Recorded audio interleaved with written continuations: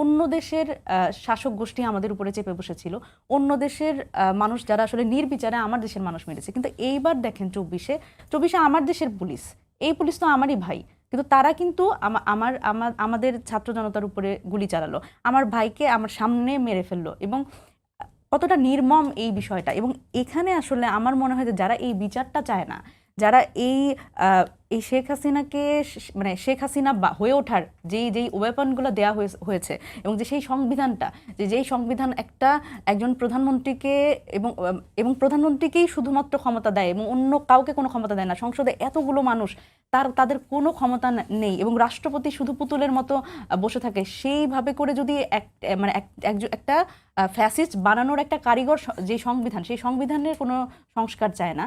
এই রাষ্ট্রের প্রতিষ্ঠানগুলো যেটা গত 15 বছরে ভেঙে চুরে একাকার হয়ে গেছে, কোনোটাই ঠিক মতো কাজ করছে না। এবং এই একটা সুন্দর সুষ্ঠু নির্বাচন, এটা তো সকলেরই কাম্য, কিন্তু এই নির্বাচনটা হতে গেলে যেই ধরনের সংস্কারের মধ্যে দিয়ে আমাদের যাওয়া উচিত, সেই সংস্কার চায় না। তাহলে আসলে আমি জানি না যে যারা এইসব চায় না, আসলে শুধু নির্বাচন ওভারনাইট তো আসলে সবকিছু পরিবর্তন করে দিবে না। সুতরাং এই নির্বাচন আমরাও চাই, নির্বাচন না চাওয়ার কিছু নাই।